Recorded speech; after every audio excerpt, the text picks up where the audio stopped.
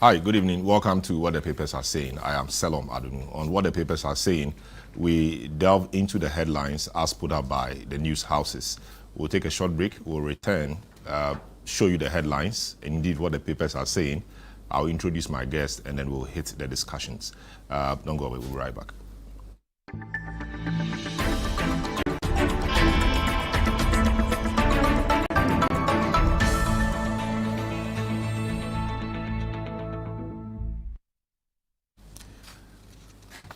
You're welcome back. This is What the Papers Are Saying. The news houses every day churn out news stories.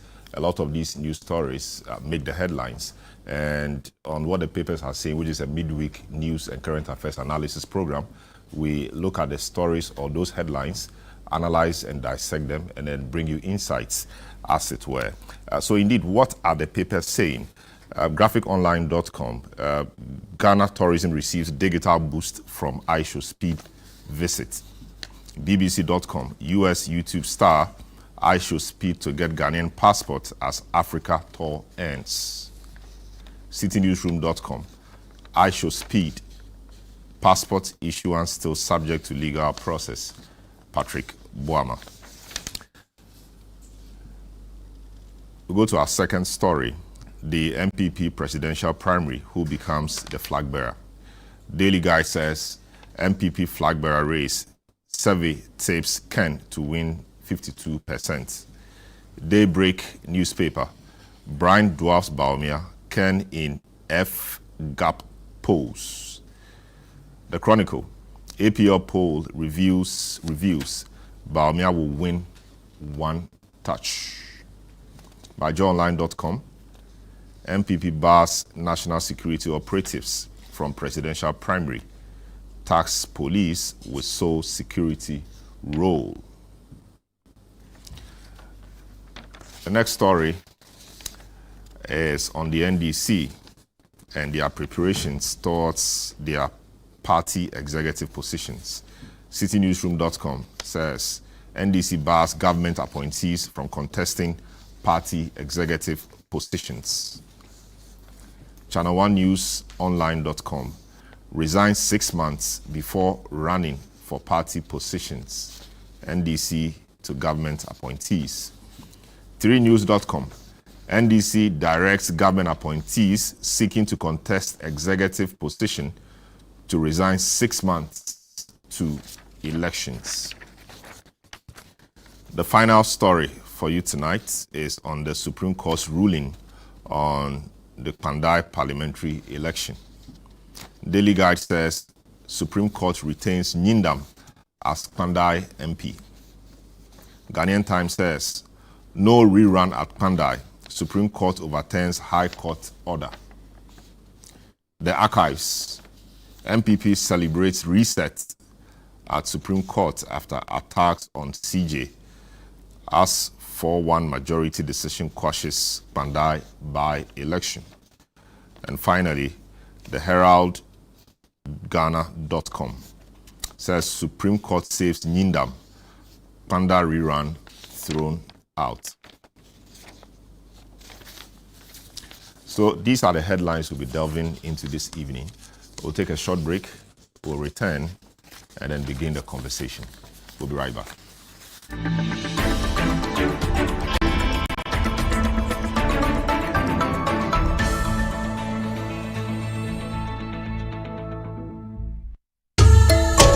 They are the backbone of Africa, SMEs, women, youth, creating over 80% of jobs and shaping our future. But borders still hold them back. If Africa's single market is to work for her 1.5 billion people, it must work for SMEs, women, and the youth. This February, Africa meets in Accra for the Africa Prosperity Dialogues 2026, the biggest gathering of Africa's SMEs, women, and young entrepreneurs. Targeted business breakfast and a powerful women's dialogue. SME and youth dialogues focused on finance, logistics, digital innovation, and scaling across borders. Presidents, policymakers, and business leaders unite with the people to launch Make Africa Borderless Now, a people-driven movement calling for free movement for trade, celebrating Africa's champions at the Africa Prosperity Champions Awards and Presidential Gala. Under the patronage of President John Dramani Mahama, APD 2026 is where ambition meets action. Join us from the 4th to the 6th of February 2026 2026 at the Accra International Conference Center, Ghana. Africa Prosperity Dialogues 2026. Innovate, collaborate, trade.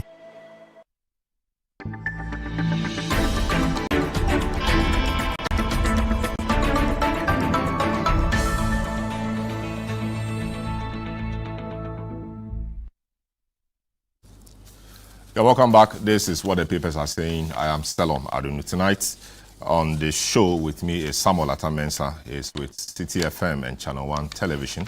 And my good friend Elvis Darko, who is the editor of the News Center. Gentlemen, you're welcome to the program. Thank you, sir. Thank you. I want to start off with this interesting one. IShowSpeed, a US-based YouTuber, concluded his Africa tour, and he was in Ghana as the his last destination, and a number of things have arisen. Our Foreign Affairs Minister says that he was going to issue him with a Ghanaian passport, and since then this has split opinions. Whilst many think that it's the right thing to do because of his influence across the globe, others also think that this is cheapening the Ghanaian passport. And I don't know what you think, but we'll be happy to hear your views on this matter. The text lines will be displayed on the screen, and we'll be happy to share your views with the rest of the world. Samuel, I'll start off with you. I mean, IShowSpeed. Many of us did not know him prior to his coming to Ghana, and he's actually been received well. And I saw a lot of young ladies massaging him with shea butter and all of that, you know, singing Kuri Kuri Genge and all of that. He appears to have enjoyed his stay, and we're also hearing that his mother has ties to Ghana, or his mother is of Ghanaian origin of a kind. What do you make of, all the hype he's gotten, and do you think Ghana has gained anything as a result of his coming? Well, I wouldn't say I follow him. I only knew about the name IShowSpeed because I have a group of young friends who follow him. Okay, so, but whether Ghana gains, Ghana gains attention. And attention, rightly so, within the global youth universe. Let me put it that way. And so this is at the core, that's what Ghana gains. Now, it was 24 to 48 hours of viral moment. How we can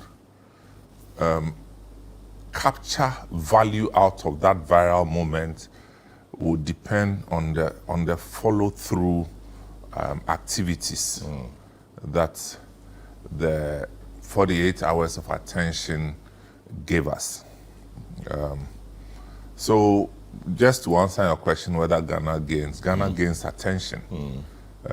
But there are extensions to some brand extension values, but you don't generate value because there was a ceremony. The gentleman came here, did his thing. He did a thing the way he wanted to do it, and he's gone. But what we choose to do with his streaming audience over the 24 hours that he was here, it would depend on what we do as a follow-through. So do you think Ghana prepared for his coming, and so Ghana was intentional about showing something unique to Ghana to the world through his influence? Well, I think what I think he did right was having Ghanaians in the team. Okay, now this has very little to do with, if you like, government of Ghana. This is IShowSpeed and his team that had some Ghanaians. And I think Wodemeyer was also involved in the whole preparation. And I'm also aware that the Ghana Tourism Authority, specifically Abeku Santana, was also instrumental in the logistical arrangement of his coming. So, yes, we prepared because he chose to use his Ghanaian network to facilitate his coming. I see. Elvis, what do you think Ghana gained from his coming, if we gained anything at all? Oh,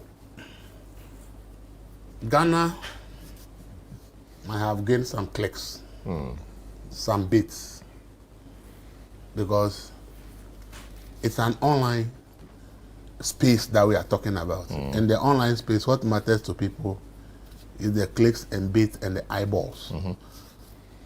As to whether those eyeballs that may have seen that the gentleman has come to Ghana and the rest, as to whether that is going to influence any decision they make about Ghana, I can't tell. So if you say, what did Ghana really gain? The question, did Ghana actually position itself to make any gains from it? Because the gentleman was in Ghana to create content and make money out of it, because it's a business he's doing. Yeah. He wouldn't choose Ghana by chance. He would also have done his studies to know what he stands to gain if he decided to tour Africa and he included Ghana in the tour. Because obviously he would have done his work to know that probably a lot of young people in Ghana are online. Yeah. And therefore, if he's coming to Ghana to create content, obviously his business plan will work. That is why he didn't go to just any country. He chose specific countries because he's a businessman. And he's touring Africa for a business reason. It's not for fun. So he came here to do business. As to whether as the country Ghana also saw the opportunity to do business out of what he has come to do, is what I cannot tell, because I don't know what steps Ghana took to also do business out of what he came to do in Ghana. I don't know. I have no information on that. So I don't know whether Ghana actually made any deliberate efforts to benefit from what he is also here to do. But for him, I'm sure that he came here to do business because that is his business. His business to create content, get the eyeballs, advertise, and make money. So that is his business. In advertising, he might have showcased Ghana in a certain light, and so people who did not really know about Ghana now will know a thing or two about Ghana. Now people know about Ghana Jollof. Yes. People who didn't know Wodimaya will know Wodimaya. Who is a good ambassador, an ambassador of the country. He has a diplomatic passport. The Shea Butter Museum, we understand, has been booked all the way to March because of his visit to the place and how they portrayed the kinds of things they do there. So obviously, these are... You are saying that his visit, after his visit before the place was booked, or it was booked before after what happened there, I mean, it was streamed live, the massage, and the moment after he left, the whole place has been booked. Yeah, so we hear up to March. Well, and that is... Okay, so that's what we hear. I mean, so that is quite an opportunity for a Ghanaian business. And many other things we believe may be coming from this. Yes, it's up to Ghana as a country to deliberately want to take advantage of this, as Amen put it, a follow-through. We don't know about that now. So maybe the shea butter business has got some opportunity there. And the question is, that's the only one we know for. Yeah, that's the only one we know. What about it? What else? Yeah, maybe some other things. So, for example, let's not say maybe. No, I'm just reading that. Let's say that this is what we benefited from it. But if we don't have the information, when did he leave? He left yesterday or 2 days ago. That means that we don't have any plan. If we have any plan by now, you should, because you are telling me about what the shea butter one has been able to report. That's what has been reported. It means that the owner of the place has a plan. He has a plan of what he wants to do with it, and is able to tell immediately the impact it has made. What about any other sector? And if there's any resource from there? He went to a Kropon, we understand. I mean, he was named, given a Ghanaian name like we do every time. This is showcasing our culture to the rest of the world. People who did not know Ghana and they don't know how we did things or we do things here now know. So it is quite some exposure for Ghana, something we wouldn't have had otherwise. There may be some people who don't know anything about Ghana who may, through that, may get to know. But there are millions of people around the world, hundreds of millions, who also know a lot about Ghana without his program. Do you understand it? But there are millions and millions of people around the world who also know a lot of things about Ghana without his program. But so if there are some few eyeballs that also get to know one things about Ghana, through his program. That's not bad. But the question is, as a country, are we looking for validation through bits on online? Or want to do things that really make us great? Somebody is coming to do business out of your country to make his program and sell. He's using your country as a point of creation to sell his business. And you are happy because somebody is using your country to make money. You have no plan to make money out of it. You have not been able to establish what plan you have to make money out of it. Countries pay a lot of money to advertise on CNN, on BBC, Yes. and on large platforms. Yes. This is a young man who has a huge following. Of course, he came to your country to do business. Yes. Nothing is for free. Nothing But is for free. in doing that business, Yes. he gives you visibility, something you would have paid a lot of money to get. Who said that without him we couldn't have gotten that visibility? No, but in the last few No, days... I asked the question. Who said that without No, his in the last program? few days, Yes. we're not going to get that visibility. Based on what? Because there was no plan there. No, based on what? Because there was no plan. Based on your to get that assessment of, because the world now, or Ghana now, is living their life online. So it means that without that guy coming to Ghana, people around the world during that period, nobody will be searching anything about Ghana unless because that guy came to Ghana. See, let's be realistic. See, as I've said, the gentleman is a businessman. He decided to tour Africa. He selected specific countries. Ask yourself, why did he select other countries? But he chose specific countries. It's because he had done a business plan to know what he stands to gain if he comes to create content here. So he's doing a business. Whatever benefit Ghana will get from that, the question is, do we have any deliberate plan to say if this guy comes to Ghana, what they're going to gain from it as a country? The answer is no. So it means that they are just unintended, unplanned benefits you are trying to push through. You understand it? So the issue we should understand is that I don't have anything against him come to create content here. I don't have any issues with it because he's a businessman. But I think when we are trying to project it to look as if it is because of his coming, Ghana all of a sudden is known around the world. We are creating because Ghana is not known until they came to create a content in Ghana. And I don't buy that. Okay? And he's coming to Ghana. And people talk about his numbers. And I say, who said that people don't know Ghana?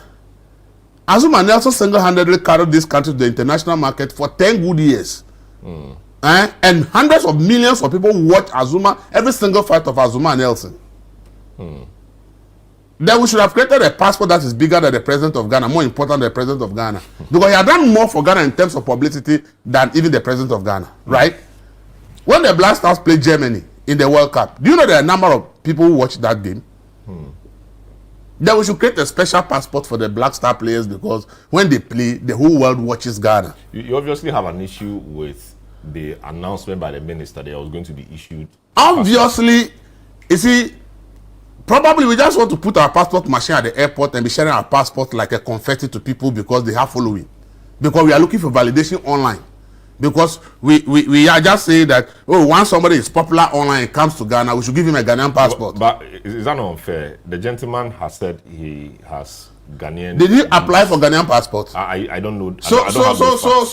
No, if the Ghanaian did apply for Ghanaian passport. No, but we don't know those facts. But he has roots. He has Ghanaian roots. So we hear. So I said, did he apply for Ghanaian passport? No, I don't know that. Maybe in the. Is that how we dash Ghanaian passport to Ghanaians who have? The Foreign Affairs Ministry. Is that how we dash passport to Ghanaians who actually we know they were born here, they grew up here because of economic circumstances? Giving passports. No, because of economic circumstances, they travel abroad. They want to go and look for daily bread, and they end up acquiring citizenship of those countries. Is that how we share Ghanaian passport to them? When they are coming back to Ghana, they are supposed to apply for a visa before they come to Ghana. They can't even use Ghanaian passport anymore because they have taken a passport of another country.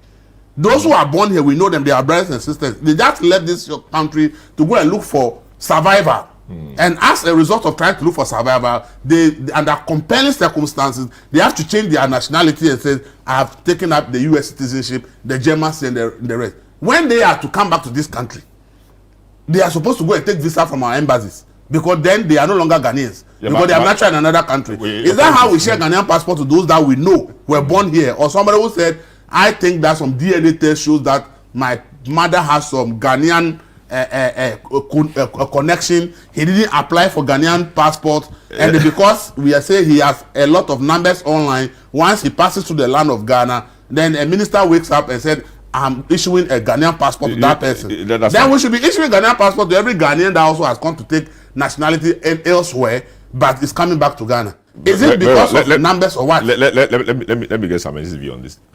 I mean, he obviously has issues with the announcement that he was going to be issued a Ghanaian passport. We've given passport to people for less. People come from the diaspora, Jamaicans, etc., without doing much, but we give them Ghanaian passports. This is a gentleman who has, of course, he's a content creator, he's a businessman, however you describe him. He has come, he has shown Ghana in a certain light, participated in a few activities. We like him, perhaps, and so we want to keep him, connected to Ghana by giving him a Ghanaian passport. Does that amount to cheapening our travel document or our passport? I wouldn't say that it's cheapening, Does it amount to sharing it like confetti? As Elvis It depends on how you look at it. I mean, I'm not so sure whether, it sounded unexpected, if you like, like knee-jerk. Yeah, it sounded unexpected, and it got me thinking myself, whether it was the necessary next step to do after the gentleman's visit. Frankly, we do not know whether the guy had sought to apply for a Ghanaian passport or express interest. That information is not known to us.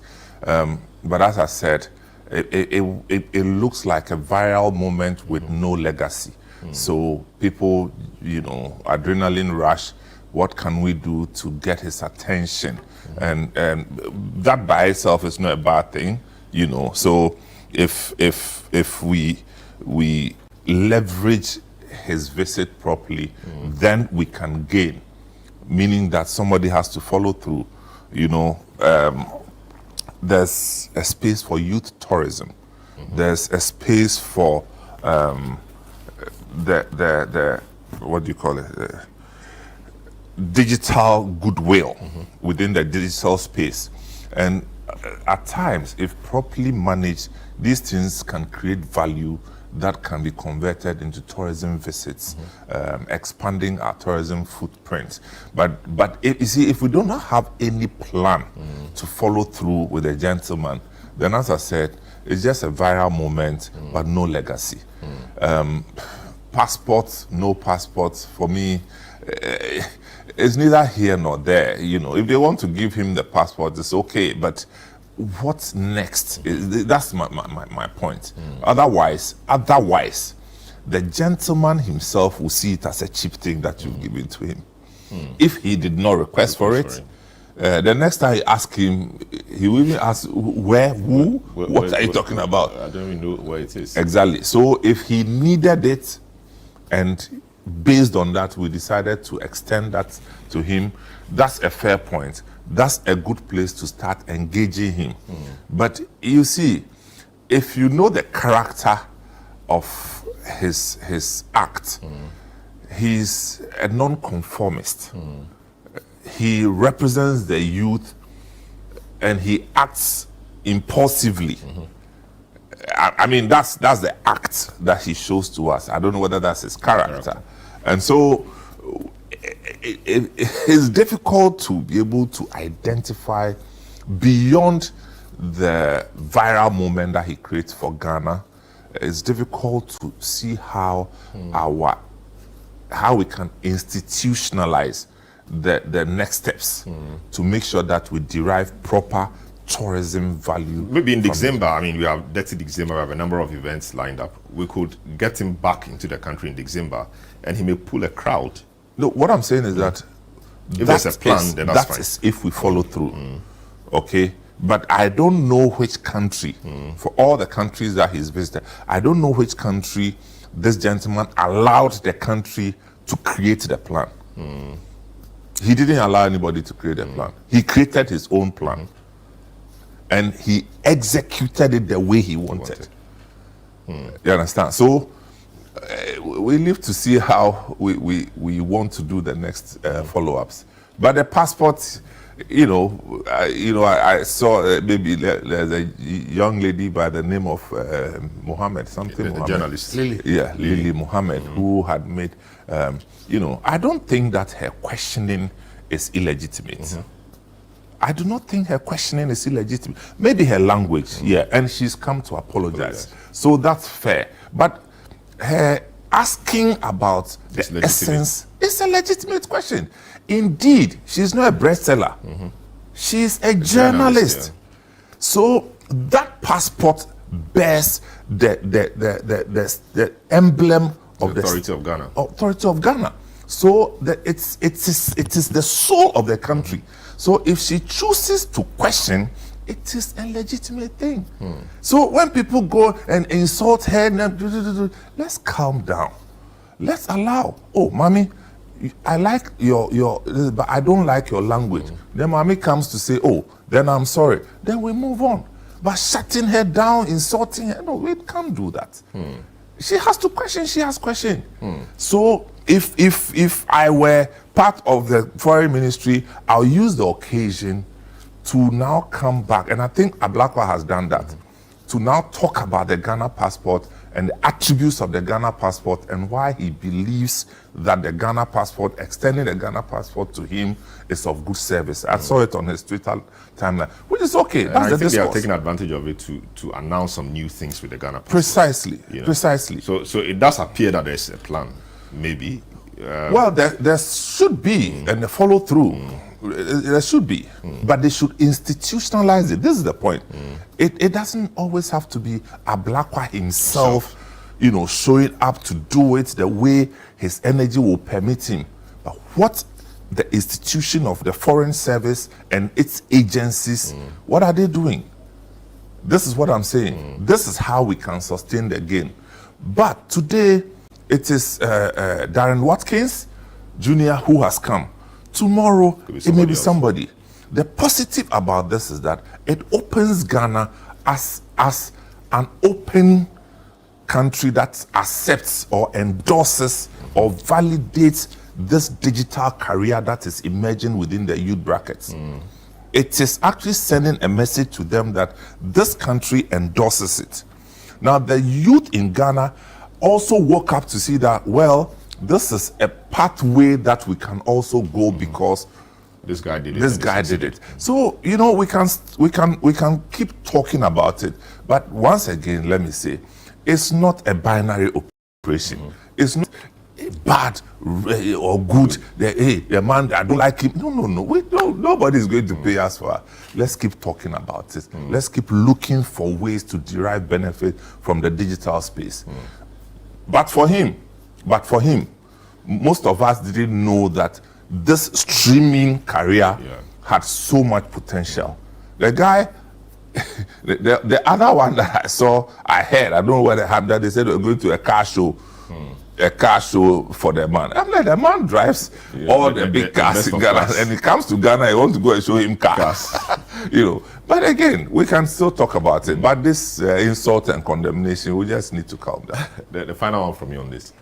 What do you, of course, you are not very happy about a lot of things about his coming and not his coming, how we treated him, passport, etc.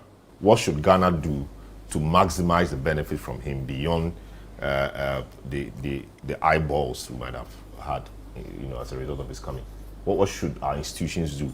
Tourism and Creative Arts Ministry, Tourism Authority, the Foreign Affairs Ministry. What should the institutions in Ghana do to maximize the benefits we can get from him? You see, we have a lot in this country that we don't need anybody to maximize. Let's look at what we have, which is unique to us, that we can maximize, that will give us more mileage than some of these things.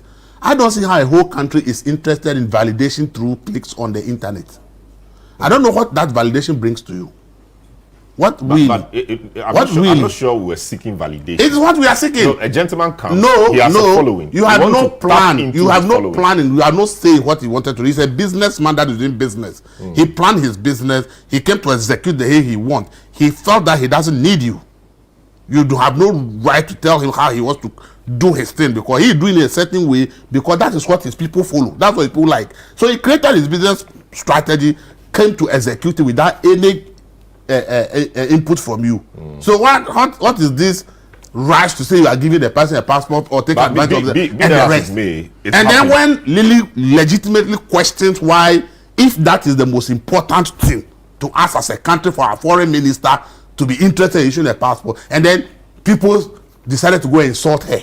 But the foreign minister has a job. The question she asked are legitimate. Very, very Every much question that Lily posed maybe to the language.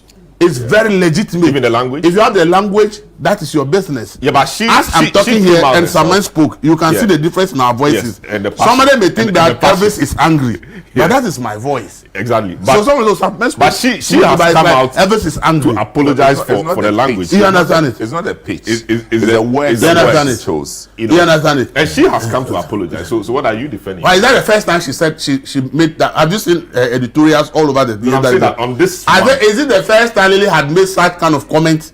No, I don't know. So what's the big deal? I don't know her. On this one. On this one, what is what? What she? No, because my reliable source that she was forced to apologize. Really? Yes, that's my reliable source. But she didn't say that. No, she didn't say that. I'm saying my source. No, what I'm saying is that they are saying that. No, she didn't say that. You understand it? And you say your source, but you see your source, we don't know. Lily, now what we know is what she whatever Lily said. I agree with 100%. Is that really what we are interested in as a country? Okay, as I've said, if you go to Germany today, Anthony Yeboah still has a big statue there.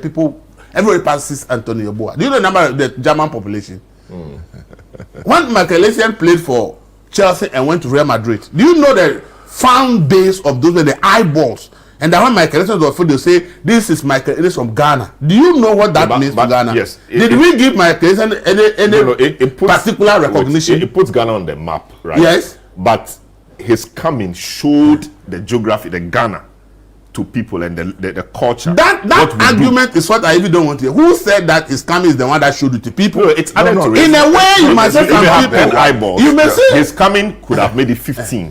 It expanded it, and that's fine. See, this is the problem. That's what I'm saying. That a country that is seeking validation through clicks, it's not a serious country. No, it's not validation. It's validation we are seeking. We are taking advantage. If we are not seeking validation, no. If we are not seeking validation, you had no input in the person's program. He planned what he came to execute without your input. How did you want to go and give him a Ghanaian passport? Because if it's not validation, you are saying, why are you giving a passport? Because the execution of his so-called plan opened up an awareness creation channel for the country. It's a brand. You see, every brand has a lifespan, and the lifespan is over a period of time. And there are elements along the chain that give energy to the brand. And we are saying that his coming enhanced the visibility of brand Ghana within a certain digital space, without which we wouldn't have had. Now the question we are asking that is an assumption. No, that it's not fact. No. In the last 2 days, in the last 2 days, what would have happened in Ghana to give us this amount of exposure? None. There was nothing. Yes. All right. So you are assuming that what happened in Ghana gives us exposure. Give us exposure in addition to the other things. Which evidence should that there's exposure? No, but the views. Which views? No, the views. We just read from the we can just read from the beginning. And you mean that people don't view things about Ghana online apart unless that guy? Are you saying? No. I'm asking you that yesterday. The day he came, he's the only thing that people around the world watch about Ghana. People didn't follow anything about Ghana. People didn't do anything about Ghana. Apart from that, is that what you are saying? A certain group of people. Is that what you are saying? A certain group of people watched only because of him. I understand. I said that I don't have any problem with the gentleman coming. And that's it's a businessman doing his business because his followers opened up Ghana. Which his followers open up Ghana in what way? Which open up Ghana to a certain demographic. Open you up for what? For a certain demographic.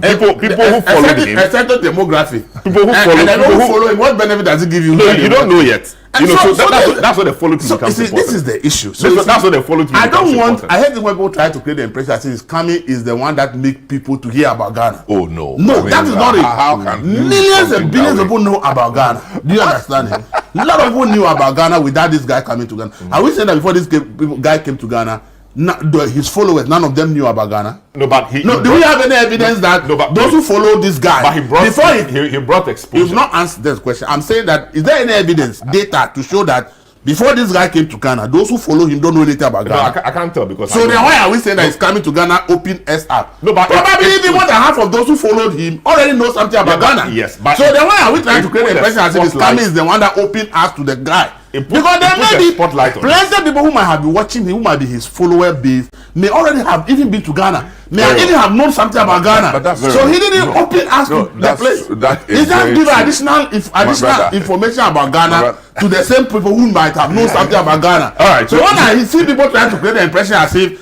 his coming is the one that opened Ghana to his fan base, that cannot be accurate because there's no data to show that all people that follow him know nothing about Ghana until he came. No, but There's no data to suggest that. But why are you reading this one? There's no data from that. There could be people who did not know. There so much could about be. Ghana. So don't be categorical like it opened up Ghana. No, but it There opened up could Ghana. be. It It opened opened up Ghana in Ghana. which way? If those who follow him, assuming without admitting that maybe those who follow the program who is in Ghana, maybe half of them already knew something about Ghana.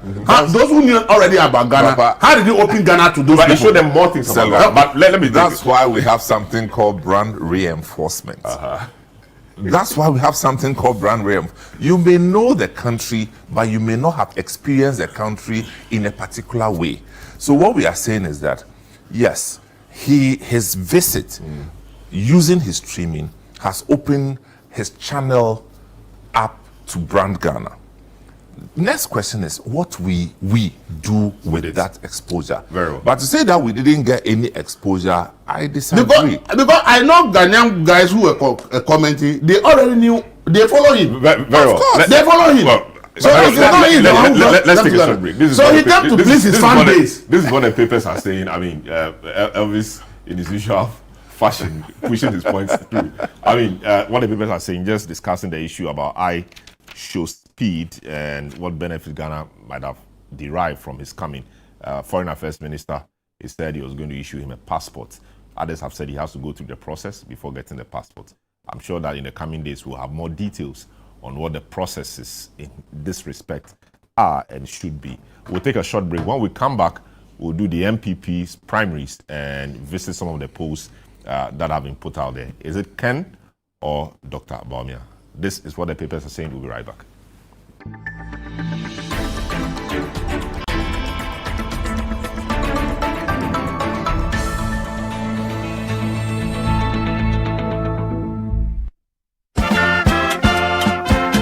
We are gearing up for the trip of a lifetime. Heritage Caravan 2026. From 1st to 8th March 2026, 8 days, 14 regions, one legendary caravan. We're touring Ghana in the most spectacular way on the Heritage Caravan, exploring the beauty, history, and stories that make our nation unique. Rolling out from Greater Accra through Eastern and OT, up north to the Northern and Upper East, and all the way to the Western region, hitting iconic destinations across Ghana. The Heritage Caravan 2026 will be fun, educative, refreshing, and most of all, remarkable. Stay connected. Follow Channel 1 TV and 97.3 City FM across all social media platforms for updates and join the conversation using the hashtag Heritage Caravan 2026. The Heritage Caravan 2026 is powered by Channel 1 TV with support from City FM, and it's proudly sponsored by Hollard Insurance, Piva Beverages, Omni Basic Bank, Caveman Watches, Gino, and Didi Shito, and it's supported by Nanes Rice. Heritage Caravan 2026, experience Ghana like never before.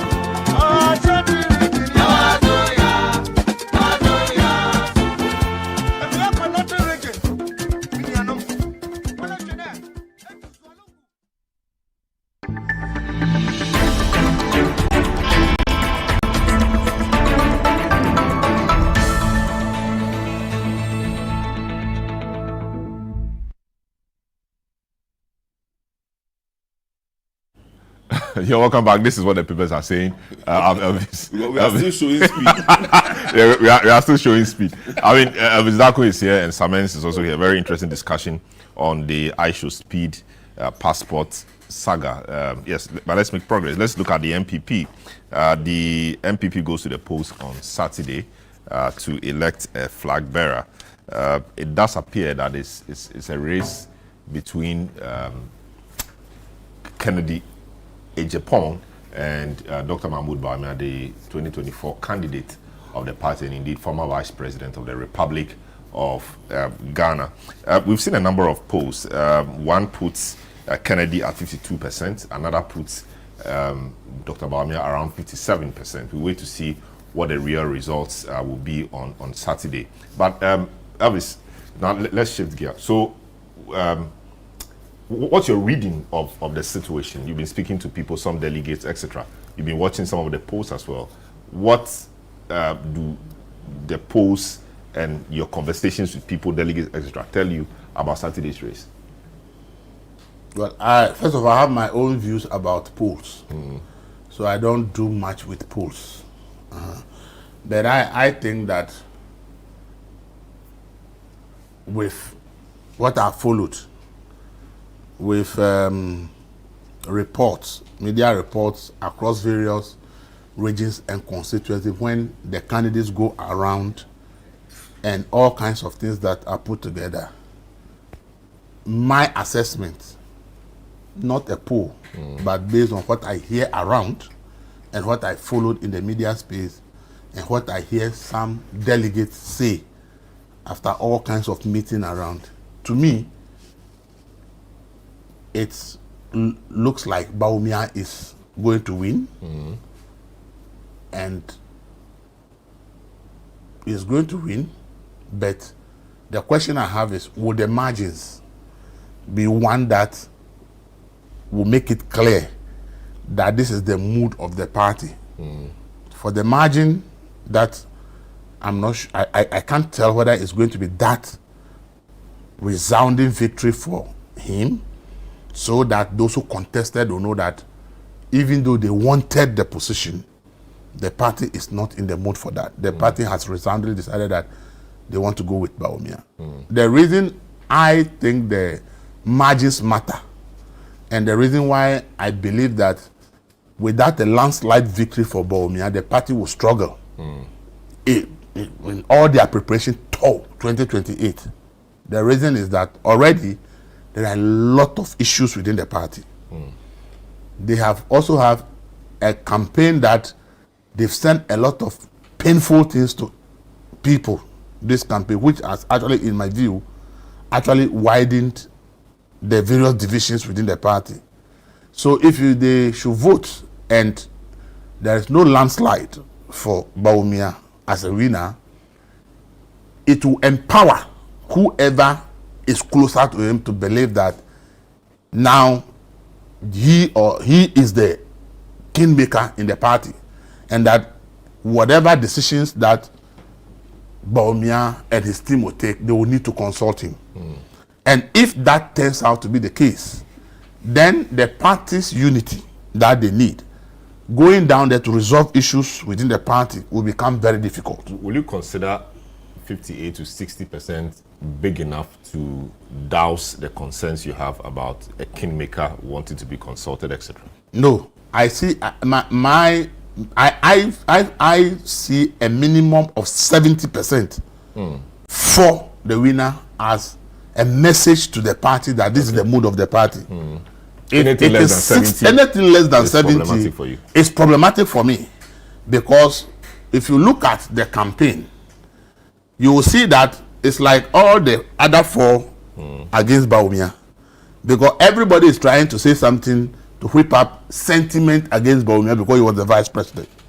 So if, because he's a guy to beat, right? Yes, and so if everybody is whipping up sentiment against him and he's not able to have a landslide victory, and then those who get, the next person gets maybe 35%, that person then feels like is the kingmaker in the party because now he controls at least 35% of the party.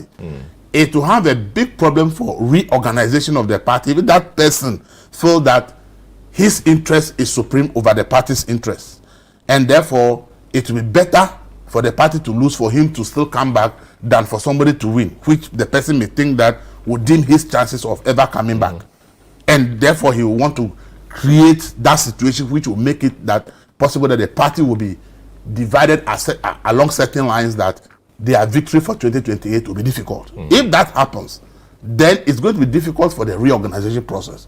So for me, if, as I've said with everything, if as a stink that Bawumia will win, if the delegates really wants the MPP to be a united party ahead of 2028, then they need to give him a resounding landslide victory. Then those who contested will now realize that even though I have my ambition, and even though I wish that I'm closer and I can then become a power player and a kingmaker, the delegate says no. And therefore, whatever plans the person has, the person will just have to shelf it.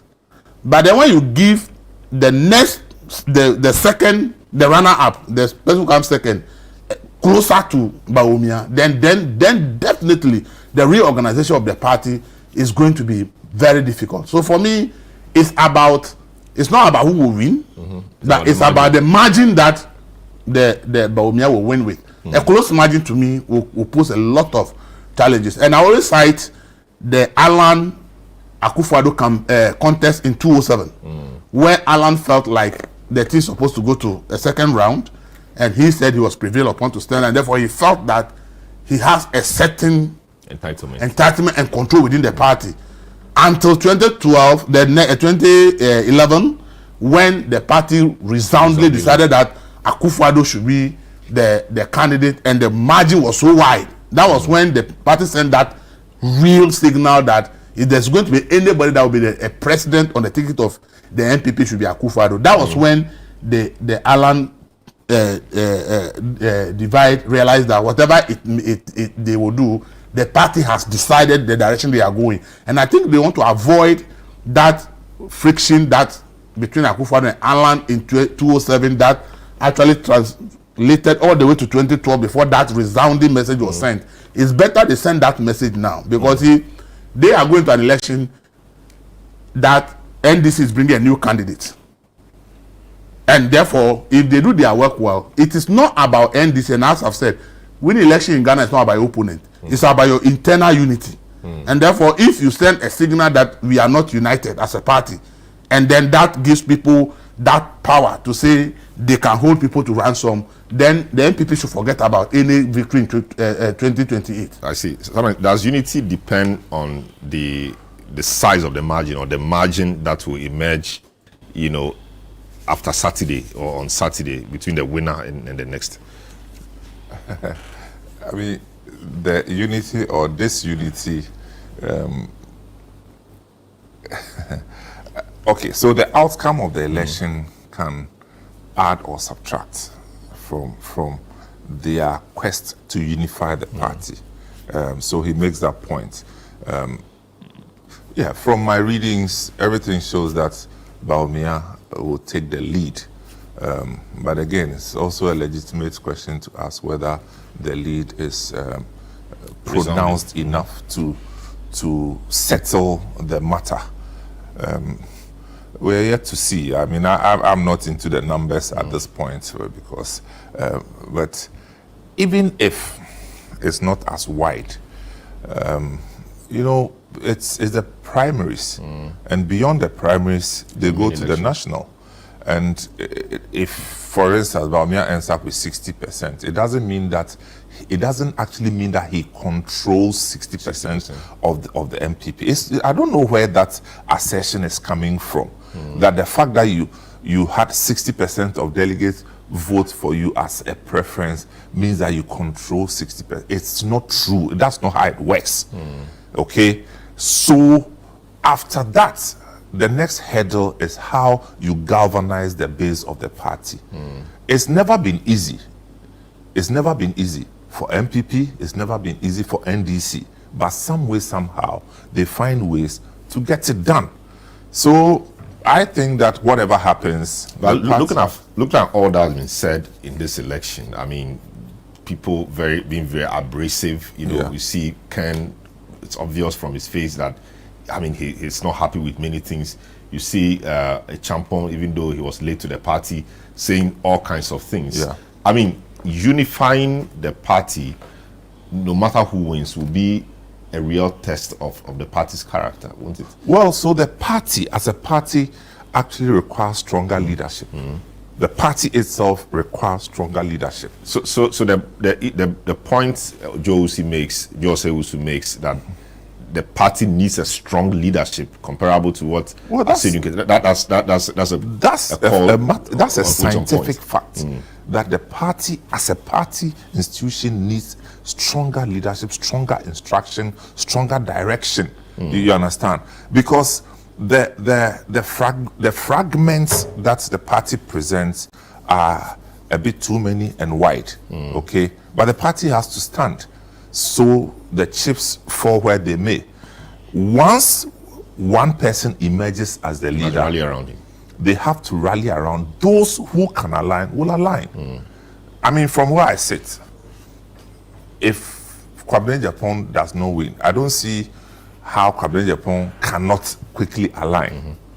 Okay, but there are some of them who may want to push a certain kind of bargain, and that would depend on the numbers they get. But the numbers, you see, the numbers are choices that people made on the occasion. Yes. It doesn't mean that 1 year from then you still own 40%. Yeah, but that number plays on the minds of people. No, that's what I'm saying. That is, and it's the same number you can't do anything about, except you work towards it. Yeah. That's the point I'm making. And the point is, you were given the party platform that earned you the so-called number. When you don't have the party platform, you are not going to galvanize that number. That's what people should not forget.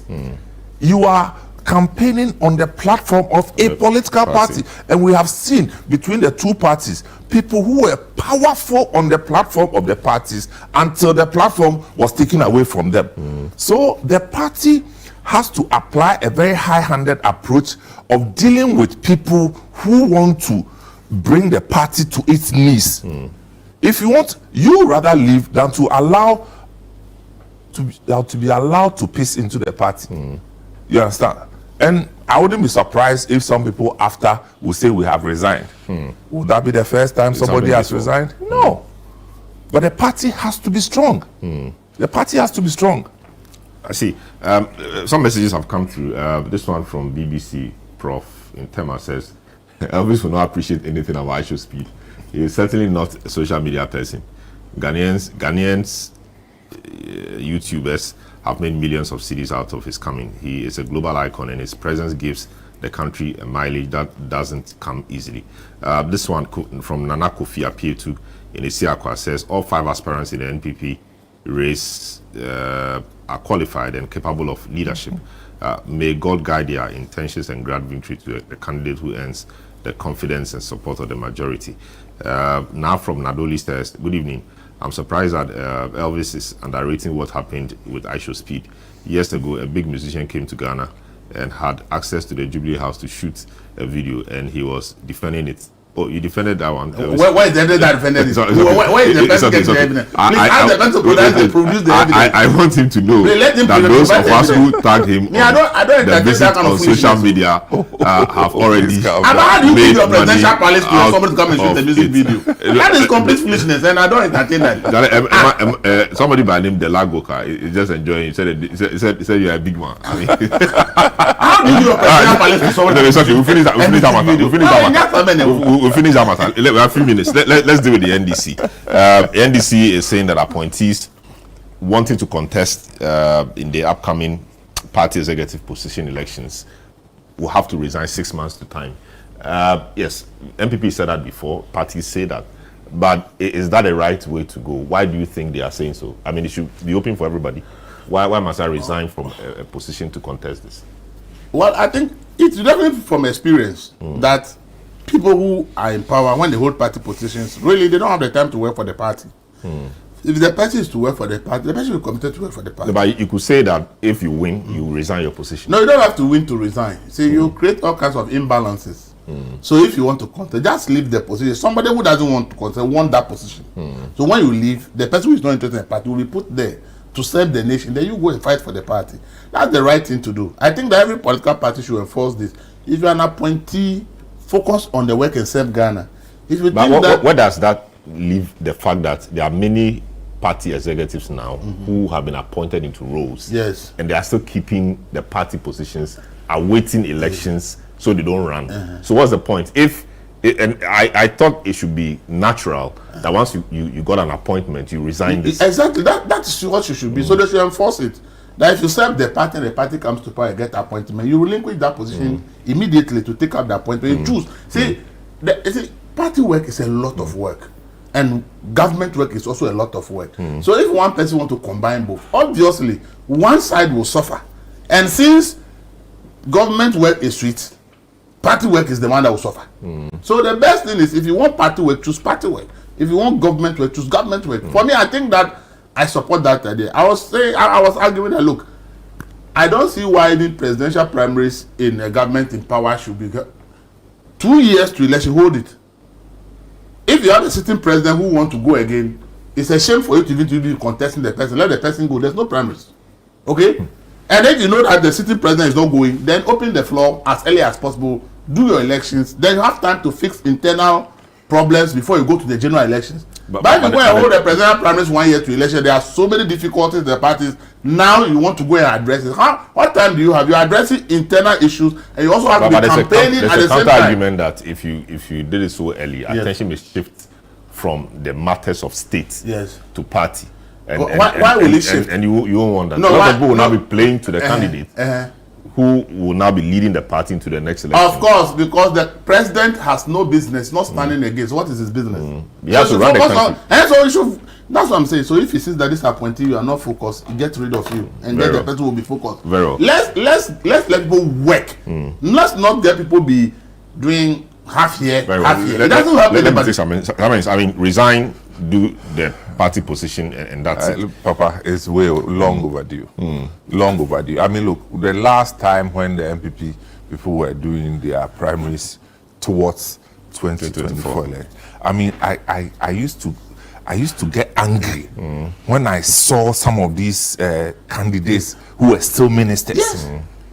And they have stopped going to work and they were still being paid salaries. So I think it's a call in the right direction, and it's a call that has to go beyond NDC to the other parties to be enforced. Choose one of them between party and your government. That's what you should do. Otherwise, the whole nation is brought to its knees because somebody wants to be greedy. It's greed. It's pure greed. You want to hold both. So that if this one doesn't work, this one will work. Exactly. While doing so, you are preventing other people from being given the same opportunity. If you believe in the choice so much, go for it. Then go for it and let go of one. That's how it works. Well, great. Well, our time is up. Baba Jama is taking off this. When we have diplomatic issues to be handled, he's taking holiday to come and protest primaries. The technical people are no, he said that the IOS people is more important. Then he should resign. No, but he wants to see something small. No. President should just replace him as a sign. The technical people are doing that. No. The technical people. You see what we are talking about. He said they need him more than the Nigerians. So leave the Nigeria and come and contest. Why do you take a leave? Why you come and he's entitled to the leave. No. He's entitled to no, the leave. You don't have to entertain that. There are a lot of diplomatic issues to be handling in Nigeria. You say you are contesting primaries and you leave the issue. For 2 weeks. If I were President Mahama, then you now say you are one time. Straight. Go and contest. All right. This is how we conclude today's edition of the program. As what the papers are saying, my guest, Samalata Mensah, CTFM, Channel 1 Television, and Elvis Daku, News Center. My name is Salom Adunu. Catch you same time next week. Have a good evening.